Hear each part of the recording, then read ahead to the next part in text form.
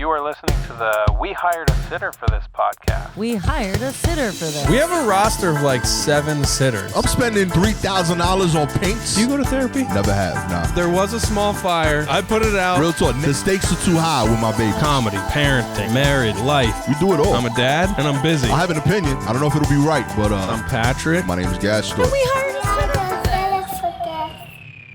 Hey everybody, welcome to episode 162. We racking them up, baby. That's crazy. It is election day, November 5th, 2024.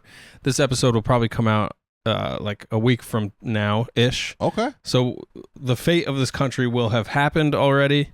This might not air. Yeah. Real talk. The city may burn, the country may burn. Who knows what's going to happen? Are you doing anything for election day? I was debating on going to like I haven't done it since the last election, but I used to go to that like UCB would throw that party where like people would like dress up like the candidates and we'd watch the results live. Yeah, I did that one year. I did that at the Bell House. Yeah. Liam McEnany was hosting, and it was the 2012 election. Right. And I wasn't even performing yet, but I was like, yeah, let me go see my Just buddy a good time. Liam put on Yeah. this show. And it was a great night. Ross and I had just gotten back together after a breakup. Okay. Broke up. We got back together. I like it. Hell yeah. Yeah, and we biked all the way home. Does that math make sense, though? I guess it does. What? It was like an election night thing in November of 2012, right? I'm just like, I don't want to bore you with the specific details of our breakup, but Are you trying to work out if that's yeah, the right if that timeline? was realistic, because what was the dates of Hurricane Sandy? Because it was Hurricane Sandy. Hurricane Sandy is when we got back together. Who do you think you're talking to that I would know all this? You're This is like awesome. the Farmer's Almanac of New York City. I thought you would That's know awesome. these dates by heart. But yeah, we bicycled there and back. I remember that That's part. beautiful. I think it's good to be in a group and watch these results come back because it can be very anxiety inducing. Yeah, I've been there I went to 3 of them. I've seen 2 victories and a loss. There's always a victory, right? In the sense that what the crowd was rooting for, right? Because these are like, I'm going to a comedy improv show, which is usually a bunch of 20-year-olds. Yeah. And this is New York, so it's a very democratic pro crowd. A little more progressive. Yeah. And again, I'm not anti-Republican. It's just, but I am admittedly a liberal Democrat. Yeah, yeah. But I was there just for the experience more so. Yeah. And it was interesting seeing both ways. Like seeing the crowd like erupt as they're like getting their way. Seeing a crowd lose when they thought they were gonna win. Was pretty wild too though. Like it's not as fun. Yeah. But it is interesting. It's good people watching. Yeah. There's the devastation of defeat. Yeah. There was a dude at the one that lost. It was the year Trump won against Hillary. Yeah. And the guy, for y'all that don't know, it's at UCB, like they're improvisers and they're like sketch artists. So there was someone dressed as Trump doing a Trump impersonation. Every time something came out pro-Trump, he would make jokes. Was it Anthony Antamanik? I forget who, because there's a few good ones in New York right now. Yeah. And the same thing with there was a Hillary impersonator. Yeah. But at the end of the night, Trump won, and I'm one of the few people in New York that saw sad Trump. Yes. Like, yeah. I saw this dude. He got his way, Yeah. but like the guy playing Trump didn't actually want Yeah. Trump to win. He was just doing the character. Yeah. So when the show's over, he's at the bar depressed. That is demoralizing. Yeah. Yeah. A crying Trump the night that Trump won. What? That's crazy, yo. Real talk. That's a bingo card right there, yo. Yeah. That election, I remember I had a different podcast at the time, and I remember saying to my co-host, there's no way he can win, right? That's not going to happen. It can't possibly. Everybody knows that this is too ridiculous, and I still can't believe that it happened. I can't believe we're here. Real talk. It's like now really it's the surreal. opposite. Now I'm like he's gonna win. Yes, like I'm yes. I'm convinced Yeah. already of the worst. Yeah. and I'm assuming he will. Yeah, I've become quite pessimistic with both parties. Honestly, the corporations run this country. If you want a different podcast, I can go full conspiracy theory right now, or full truth. Bro, this is a tinfoil Yankee hat, but you ain't know me. Yeah, we layer the hats. And then 2004, I remember 2004 election, John Kerry, George Bush, and I remember going to bed and just feeling in my heart like this guy John Kerry needs to we need some difference. Like Bush, so many things wrong with Bush and the wars and all that stuff. And I remember going to bed certain that everybody must feel the same way. And then the next morning listening on the radio the results and just being like, damn, I guess this country is not people feel quite differently than I do. Yeah. And just feeling like, oh yeah, that's how childish of me to think that everybody should just want fairness and peace and good vibes, you know? Amen. But anyway, we'll see how today goes. I voted on Sunday at a high school in Bushwick at 8:30 in the morning. There was something so cool about walking across the neighborhood, quiet morning, going to do my civil duty as a person. And so the polls were open early like that for you? Yeah, early places, early voting places.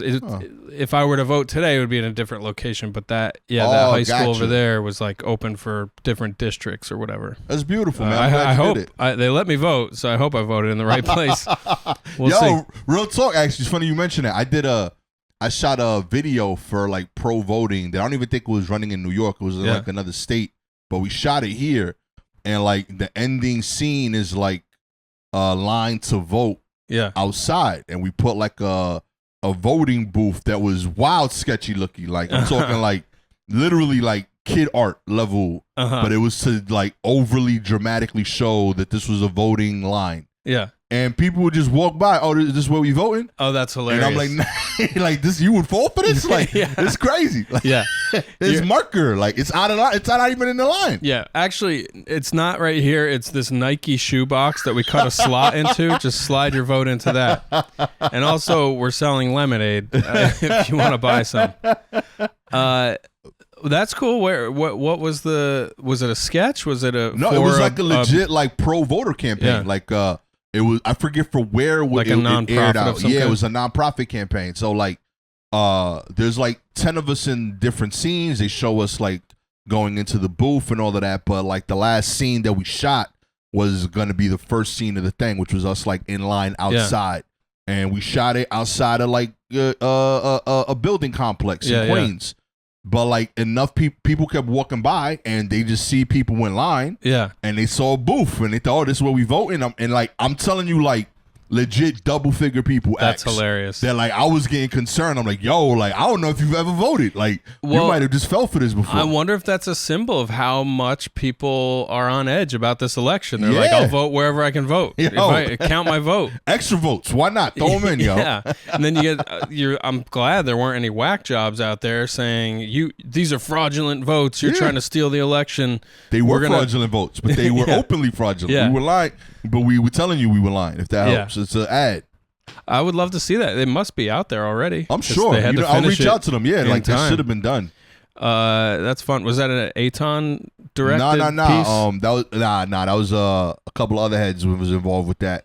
But no stand up. I love hearing you get all this acting work. I'm trying. I'm out here doing what I can, baby. You gotta pay the bills. Are you doing method? When you're acting? Are you just do they give you the lines? I am Gaston in every role. Yeah, real talk. I have not been anyone else. You're like the Ryan Reynolds. Real talk. Yeah. I'm waiting. It's just every time they've asked me to do range, I tell them I don't know how to act. I'm me.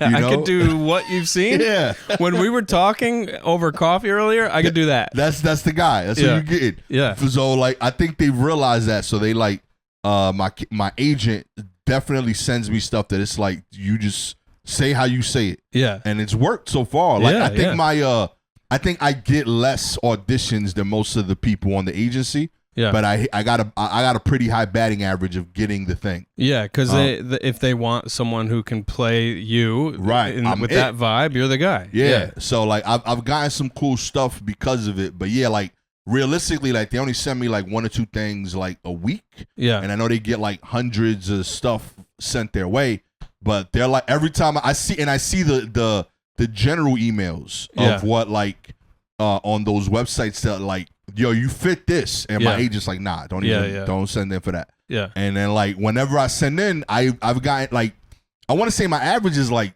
25 to 30%. That's great. Yeah, I like, mean that's a Hall of Fame batting talk, average in baseball. Yeah, like people like to get the role from like not having met me to getting called back and then getting a role, like that's a crazy batting average so far. Good for you. So it's been cool, but that's great. Yeah. Speaking of Ryan Reynolds, what do you think of this? He popped up in my algorithm the other day because Martha Stewart. Did you see this? No. What happened? Martha Stewart said in some interview. This is so silly that I'm bringing this up, but it's got me feeling angry on Ryan Reynolds' behalf. Oh, I'm a Ryan Reynolds fan already, so I'm already on his side. She said in some interview, she's like, "Oh, I live next door to Ryan Reynolds, and he's a very serious person. He's not funny at all." Okay. Like basically, and the meme I saw was totally out of context. It was literally just that quote that he's not a very funny person. He's actually very serious.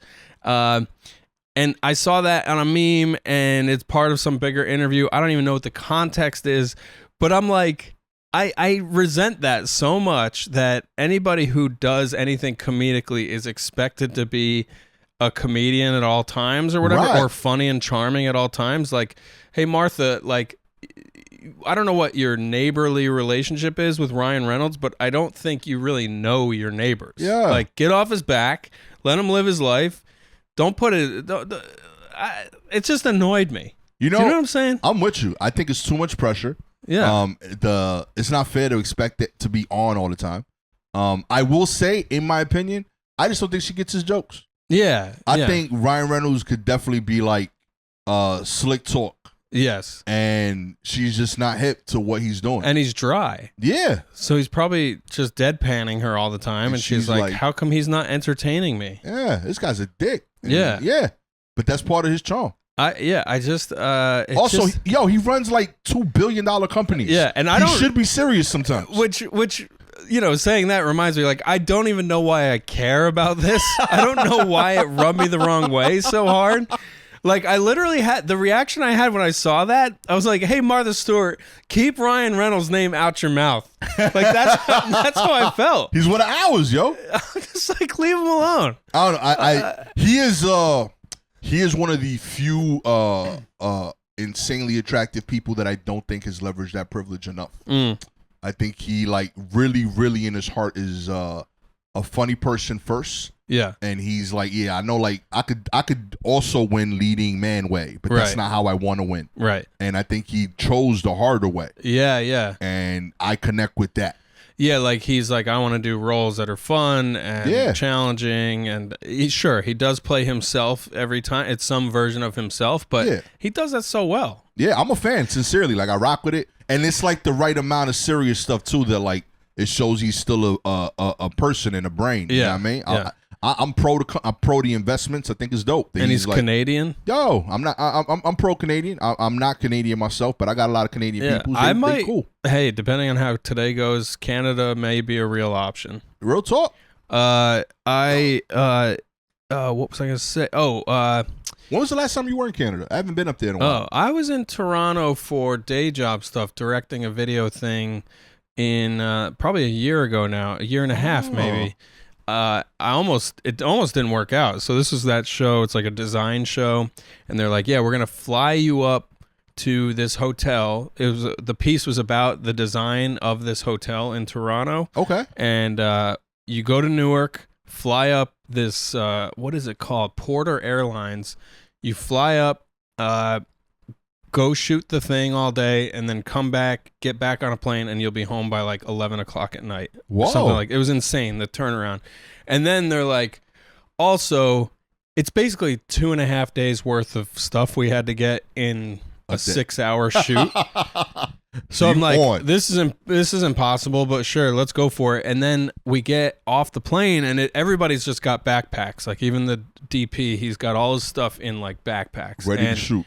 nobody ever said to me like, by the way, don't say you're going there for work. Like say, so anyway, I get to the customs thing and they're like, so are you here for business or leisure? I was like, oh, we're just working at this hotel for the day and then going right back to New York.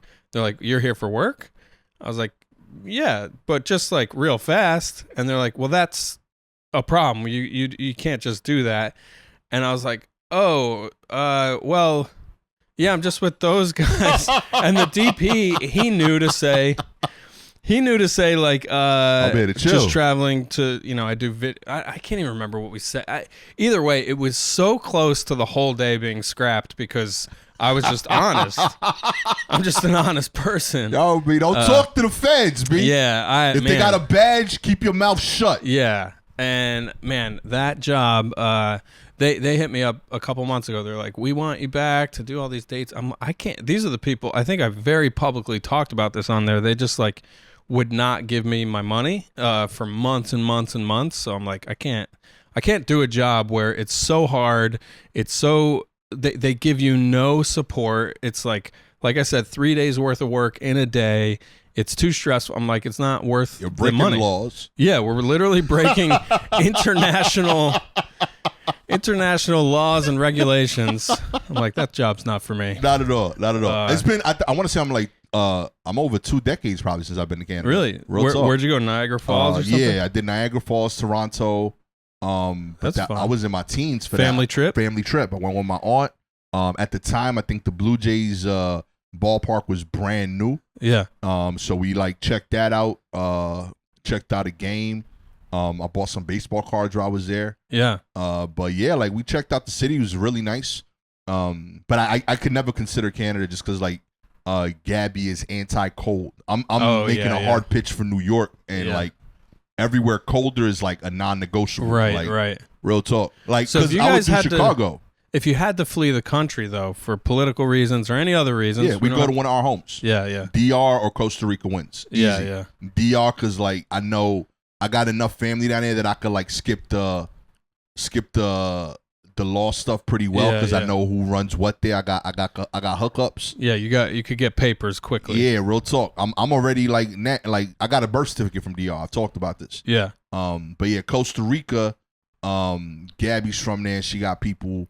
You know what I mean, plugged in. We got farms. You know what I mean, so we could chill. All right. Well, hey, I know how to fix stuff. I can drive a tractor. Okay. I've got some experience with light auto mechanic stuff. Hell yeah. So I'm just inviting myself along. Come through. When the shit hits the fan, we're going to Costa Rica with you guys. Amen. I like it. Real talk. We'll still be potting. Amen. Yeah. We'll do a podcast. Where would you go? We've talked about Amsterdam. Ooh. I like the idea at least of an English speaking European area where there's comedy. Like, is that what Amsterdam is? I think there's comedy there. People, English isn't the main language, but Sweden. Okay. I would pass there, people would just assume, oh, he's from here. Hell yeah. But I don't know. I think those countries are going to be locking down, or I think they have already. I think it's really hard to just like go decide to live in another country like that. Yeah. But yeah, Canada maybe. But I also like tropical too. So, yeah, man. Costa Rica sounds great. Amen. We out here, baby. I went to Costa Rica to try to learn how to surf, and I did not learn how to surf. I was so bad at it. I'm so weak. That is an insanely challenging sport. Yeah? Yeah, it's so much swimming. As a person who hates the ocean, you would absolutely hate it. And my toes got all fucked up because like the board is not. It's not. It looks like, oh, that's like a big foam board, but it it grinds your body and skin, and the way you stand up on the board, you're scraping your toes repeatedly. No, and I was like, I love Costa Rica, but I also have memories of my body being torn apart there. Certain things look cool and don't call me. Surfing is one of them. Yeah. I've always said, oh, that looks cool. I have no interest in surfing at all. Like it just doesn't move my soul in any way. I've seen it and like it's I'm trying to think of an equivalent, but like I feel like it's like My Little Pony. Like it's nice and not for me. Yes. Like I see the Other appeal. people can enjoy that. Yeah. Like I'm not the demo. You're not a brony for surfing. Real talk. I'm chilling. I feel the same way about skydiving. I think I had a moment when I was like an idiot 12 or 13-year-old where I was like, I have to do that. That's amazing. Like people do that. Holy shit. I'm going to do that one day. And now I'm like, what a bunch of idiots. Like you're a bunch of idiots. You got kids at home and you're jumping out of a plane with with a bed sheet and a backpack? That's not going to go well if something goes wrong. That's literally what I tell the kids not to do. Yeah. You know? Yeah. Skydiving, Mount Everest, like, no, don't ever need to attempt that. That might call me. Really? I think, I don't know, that feels different to me. Well, you like a challenge, I think. Like, I like things that, like, I know I did the thing. Yeah. And less people have done it. I like that about it. Surfing, I think too many people can do at this point that it doesn't feel like I'm one of one. Well, that's what I was going to ask you. So we just had the marathon Sunday. So the marathon, would you ever want to do that? In theory, yes. Or is that too accessible to too many people? I if I did it, I would want to do it enough times that I eventually like was running under like 4 hours. You would want to be elite. Yeah, I'd want to be elite at it. Yeah, that would be. Like, I don't even know what an elite time is. I guess an elite time is more like 2 hours or something. Yeah, I mean, but that's like winning. Like I'm not trying to be like a marathoner. That's wild. Like I respect that craft. It's his own job. Yeah, but like I think I would assume like the elite everyday people are running like 4 hours, 4.5 hours. Let me know if I'm wrong. I figured comedian Phoebe Robinson. Oh, okay. She was targeting 5.5, and I think she ended up at 6 hours. She ran it this year? She ran it this year. She was training for it. I think this is her first marathon. Shouts to Phoebe. I'm doing it strictly off of her IG post, by the way. Yeah. So like I can't verify if she ran it before, but I was highly impressed because like I feel like I only saw her training for it this year. And that's just crazy, like to do that. You know what I mean? The comic I was most amazed by doing the marathon is Sean from the Grizzly Pear. He's a bartender there. Okay. I don't know if you know Sean Marin. He's an Irish guy, real funny guy. He tends bar. He does sets sometimes, and he is not a like. If you look at the guy, you're like, you're not a marathoner. You shouldn't be running this race. And I'm like looking at his stories. I'm like, wait, is he really doing the marathon? I think he did it in 4.5 hours or something. Yes, I think like that's like a good number where like you're clearly like able to run faster than the typical person at that distance. Yeah. Dan Lamart, I mean he went from like ultra marathons. Yeah, he's doing ultra marathons. It's incredible. Yeah. I will say marathons I know won't call me because it's too time consuming. Like to do that well. Like I mean again, like I don't have a spare 4 hours every day. Yeah. And you have to train for at least a year, putting in, I would assume, like 60 to 70 miles a week. Yeah, it's like there's like there's a very structured lead up to it that is in itself would probably kill me. Yeah, I mean, I'm just saying, like, I don't got to spare like 12, 13 hours a week to dedicate just to running, let alone the recovery stuff you got to do. And this career in itself is a marathon. Yeah. So that I don't need to sign up for another marathon. Real talk. I don't know how y'all do it. I mean, we're already doing the hero's work of indulging in our own self-centeredness and entitlement and need for attention. Right. Like I'm already a marathon gold medal winner. Look at that. You ain't think it was going there, did you? I do love. I mean, it is so funny. Like, there's that thing of like, when you meet somebody, they learn you're a comedian, they always say, well, I always wanted to do that, or I could have done that too, or whatever, and that thing of like, so do it. Like, you what would it look like if you did it, you know? And that's the same with us sitting here saying, well, I would do a marathon, but, you know, it's like a lot of time and whatever. Yeah. Like basically, like people who actually ran it, listening to us be like, yeah, I could do it, or I'd think about it. I legit want to run one. Yeah. I don't want, but I don't want to be a marathoner. I think that's crazy work. I don't even want to run a mile today. Like, and I need to. Like, I need. Yo, let's make that our goal next year. Let's run the marathon next year. Goddamn exercise. No way. No interest. It's the same category as Mount Everest and skydiving for me. I literally have zero interest in running a marathon myself. I liked Ross and I for a while. We were doing like 5Ks. We did like 3 or 4 5Ks together. That's 3.2 miles. That's solid. Which is fun. It's fun. Yeah. Yeah, I think that's my issue with the marathon. Like, I know that whole story of the dude that like ran that distance to spread the message and he died. Yeah, and he dies at the end. Yeah, like that's my issue with like that he's the only person that ever had to logistically run that far. Yeah. You know what I mean? Like there's just rarely a chance. Like I could see myself like getting chased by cops for 3.2 miles. Uh-huh. But 20 they got me. Yeah. If I got to run 26.2 miles, you caught me. Wherever I'm running from, you won. Yeah. You know what I mean? But that's not a distance that I would need to train for in day-to-day life. Yeah, and on an emotional level, I've been running from demons. myself and demons since I was 11 years old. Like once I started acting out with humor in school or like thrill-seeking behaviors or eventually alcohol and drugs, like I've always been running. Real talk. So I've been training for an emotional marathon my whole life. And same thing, at the end I just die. So I don't need a real marathon. There you go. But God bless the people who do it and like it. Amen. I did get a little emotional and choked up looking at different people's stories. I have a friend Perry who ran it, and looking at her and her wife like hugging each other. It's just like, yeah, like when you can feel really proud for somebody you appreciate. Amen. It's a cool thing. Yeah, man. I it's that's really the cool part of it. I think it's like a reminder of like what is possible. Yeah. You know, and the fact that, you know, different people run them for different reasons, but there's usually some type of motivation just because of what we're talking about now. Yeah. Like we can't commit to running for a mile tomorrow. These people committed to that thing for a year to do that. So like to stick to something like that, like there's something usually that like pushes someone to do that. So like knowing that like all of those marathoners have story, motivation that like decided that this year's the year I want to go after this thing, and that they got there or that they tried. I think that's beautiful. Yeah. So yeah, I think it's cool to kind of remind yourself and to see in others that they're capable of more. Yeah. And I think marathons do that.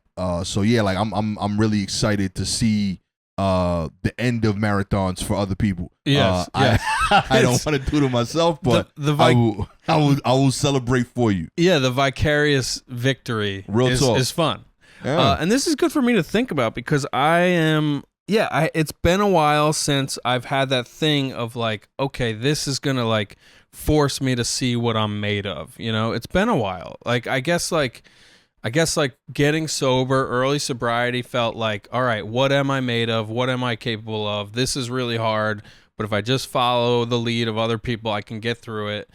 I like can't think of something else that's been like that in a while. I really can't. And I think right now I'm at the beginning of trying to regroup and get another act together, get new material together, try to do shows, like try to think of what I'm going to shoot next. Right. And I'm like in all this fear of like, well, I don't even have the stage time to like find it. And I'm like, all right, well, I got to do open mics, but I'm like fucking scared to just go do open mics again. I'm scared to try new stuff that's just going to bomb. I'm scared to like have to like do it all again, but it is.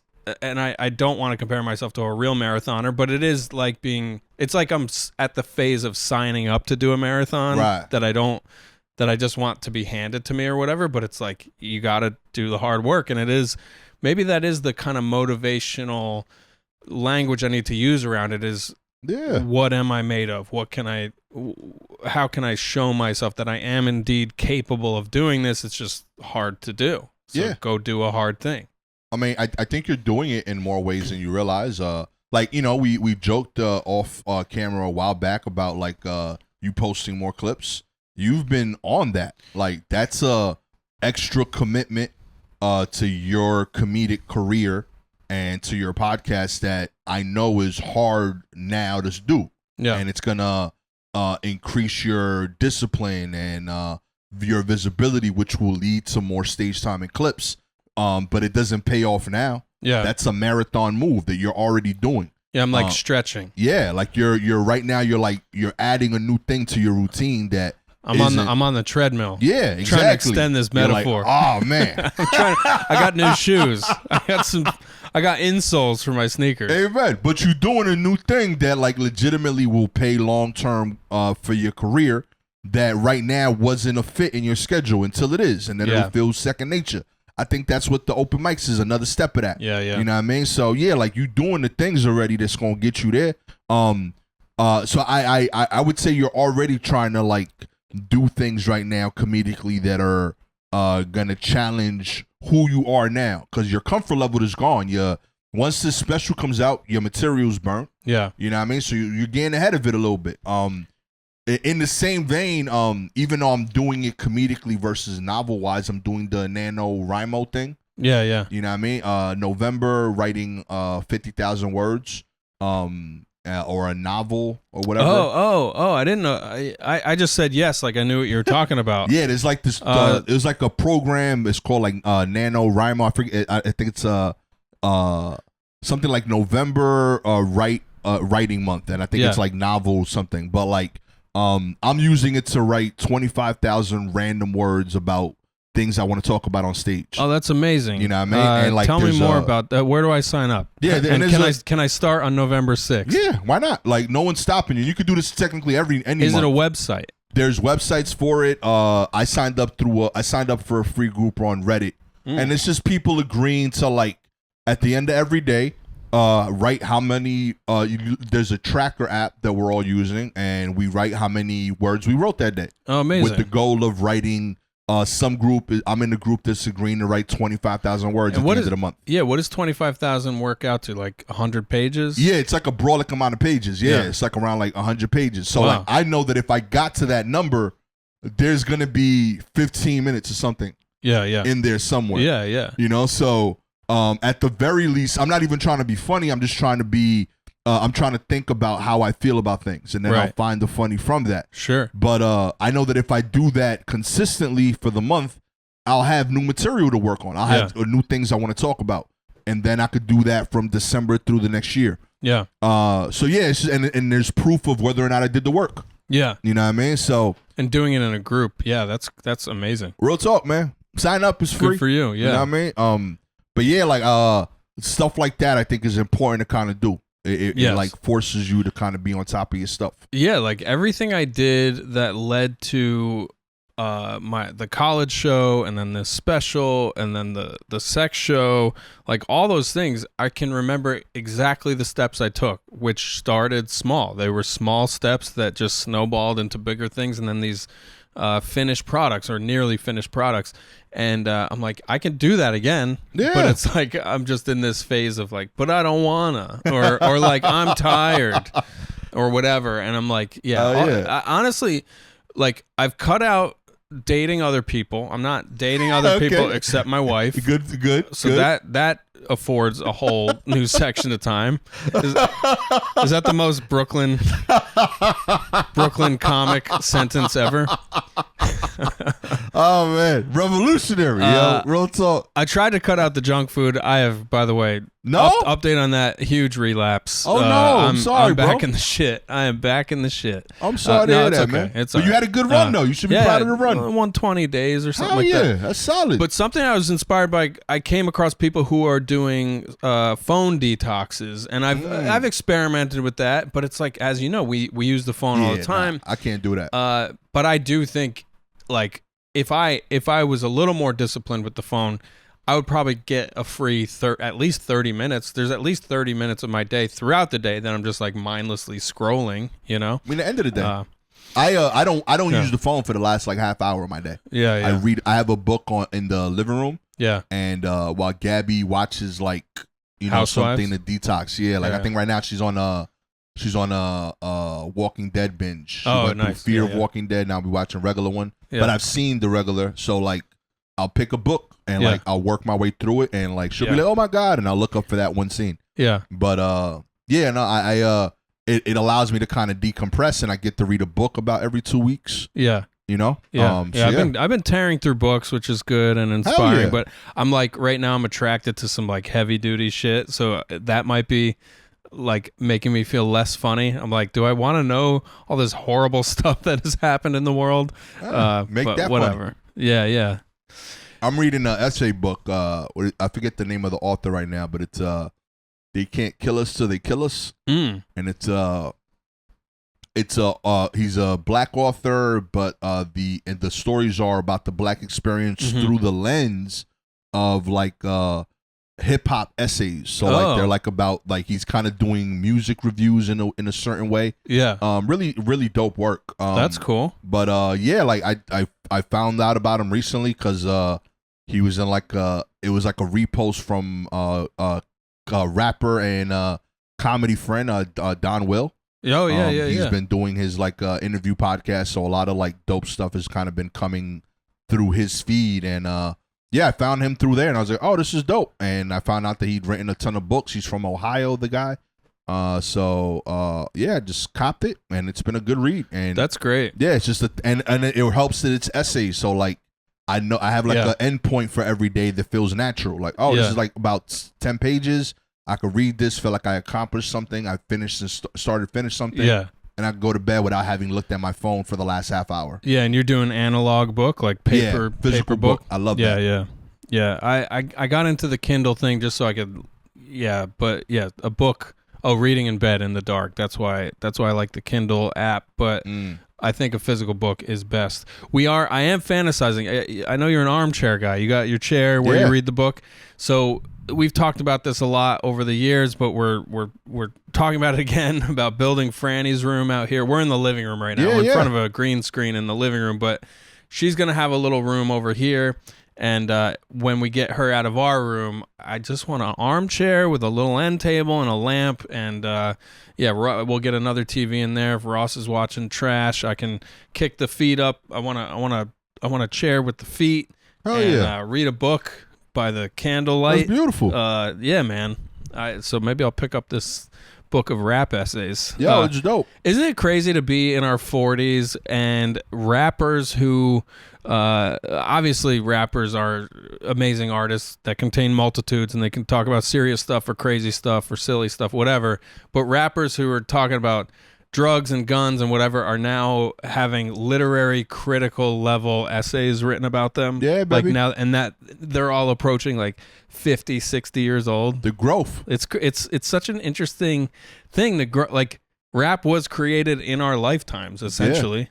Yeah. You know? Definitely like the modern version of it. I think it's beautiful that like people are seeing the artistry in it. It is I think the closest to poetry of all the musical forms. And it's definitely I wouldn't say the best written part of me, but like the writing of a rap song I think is more involved in terms of just the words. Yeah. Because it's just a longer song. Yeah. Like there's more words in a rap song than in any other genre of song. Yeah. So it leads to the opportunity for like more nuanced and like complicated things that can be accomplished in the writing and in the performance of it than other genres of music. And that I think has led to the literary world realizing, oh, this is something we can be studying and analyzing in its own way. And I think it's been fun to kind of watch the awakening of it. I also think it helps that like we are 40, so there's people that like grew up with it and are realizing, hey, this is our version of what they were talking about back then. That's Shakespeare. Yeah. It's just our generations of that. You know what I mean? Yeah. I would assume Shakespeare was like for 20-year-olds at one point. And like 20-year-olds was like, nah, B, Shakespeare killing it. Yeah. And like the dads was like, nah, that's just trash, B. Yeah. You know? Yeah. And it slowly evolved to like where the elites were old enough to like validate it and say, nah, this is legit dope. Yeah. And I think we're seeing that with hip hop that like there's like a dude like Obama was president and also listened to hip hop in his developmental years in some way, you know? Like how did you feel hearing him recite Eminem lyrics? I think it's incredible. I don't know. I think it's dope. I'm a fan. I love that. Did your corny meter go off a little bit though? I mean, he is corny. Yeah. but he's cool at the same time. But he is corny. And it's a former president of the United States,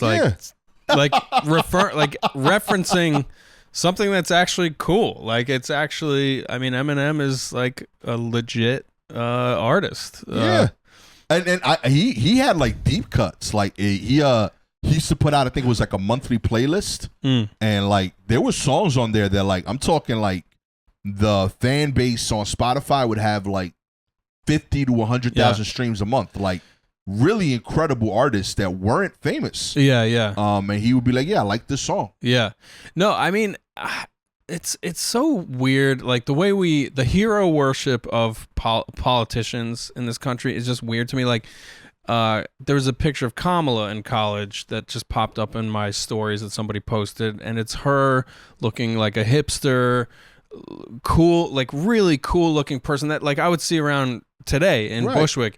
And I'm just like, same with Obama. Like, we all know his activism when he was in college, and like how amazing, like, these are amazing leaders. They are amazing people, and we're lucky to have them. But I do get this thing of like, this country, the machine of this country and the government and the corporations turn these people into like a cog in this bigger system that it just feels so, it just makes me feel so, what is the word? Just like funky feelings about like, well, why couldn't we have let them keep being these people with these ideals and principles for their whole careers, but instead, like, you know, Obama, who did all this community organizing, by the end of his 2 terms, is like pushing the drone buttons. You know what I mean? Right. Like, just so much war and horror that obviously he's not personally responsible for, but it just, I don't know, it just bums me out. And I've been, if you can't tell, I've been just really kind of turned off by the weird patriotism on all sides. You know what I mean? Like, I'm just like, we can't really celebrate these people because our country is doing some pretty gnarly shit every day around the world. Anyway. Yo. How do you talk about that to your kid? Oh God. Well, when we're living in Amsterdam and she comes of age there. Yeah, I mean, no, that's a great question. My kid asked me a ton of questions about this dude, stuff. I made the mistake of last night. I turned on Democracy Now! To see last night's episode just to see what she was saying about the election. And then, like, it went into a bunch of Gaza coverage, and I'm looking at children my kid's age running. You know what I mean? It's wild. And I'm just like, fuck. It Real just talk. like bummed me out so much. And yeah, I think I probably talked about this at one point. I took her to the West Point football game, and West Point is a military base. And we're driving into the game, and she sees a tank, like an old out of service tank mounted on a big column of like bricks or whatever. It's like a decoration now, but it was a real tank. Right. And she's like, "Oh, Dada, what's that?" And I was like, "Oh, that's a tank." And she's like, "What is that?" And I was like, "Oh, it's a big vehicle with a gun on top. That's a big gun, that thing." She's like, "What is that for?" And I got choked up because I was thinking, what is the simplest way to say what that thing is? And it's like, I didn't say it, but it's like, that is to shoot other people. That is to kill other people. Like, what are you fucking supposed to say? You know? It's for demolition. Yeah. That's a better, better way to say it. It's for demolishing the lives of other people. That's all. So, anyway. I mean, I'm sorry you feel that way. Yeah. I understand it. But ain't nothing you can do about it, my G. It is what it is. Yeah. I feel like those people make decisions that they're trying to do the greater good, and they have to make changes in order to do the greater good. Because while their ideals initially are beautiful and they would like to not change, there is a difference when you're trying to appeal to the entire country. Yeah. And it's just this literally 330 million people. The experience of being an American is so insanely different on a city by city, state by state basis that the person that is doing all the cool things in Bushwick is just not gonna look cool to the person Right. in Wyoming or Pennsylvania or whatever other state or city or that I don't know of. You know what I mean? Just because they're gonna need different things. So they've kind of figured out how to market this one version of it. So they asked them, hey, like, this kind of works. You can still be you, but you can't be you as visible. Yeah. Because we need you to also get these other people to kind of get on board with you. Because otherwise, you can't do the cool things you wanted to do. Right. You know? Or you could keep doing the cool things you want to do locally. Yeah, yeah. That's the choice. You know what I mean? Or like, as we go into this campaign, like don't talk so loud about A, B, and C. Just like really get into 1, 2, and 3. Listen, when I take my kids to Florida, I know we're gonna go see Disney, and I tell them all about Disney. Yeah. But do they know that they're gonna see their aunt? Maybe, maybe not. Right. But I ain't gonna like sell that up top. Right. You know what I mean? Like, that's the part that, like, yo, like, we here, by the way. You know? Yeah. That's what running for office is. Yeah. Do you got other things you got to get done? Yeah, but yo, shut your mouth until you get elected. That's a great metaphor. You've got your agenda, the kids got their agenda, and you gotta make them excited about the items on their agenda. Real talk. That's hilarious. Come on, man. All right, we figured out politics on this episode. That's what we do. Thanks for watching. I hope your candidate won or lost or whatever is supposed to happen happened. I hope this comes out. I hope we still have a world. Yes. I hope we still have a country. Yes. I hope Patrick is not in Canada. You know? Yeah, man. All right, well, we'll see you next week. Peace.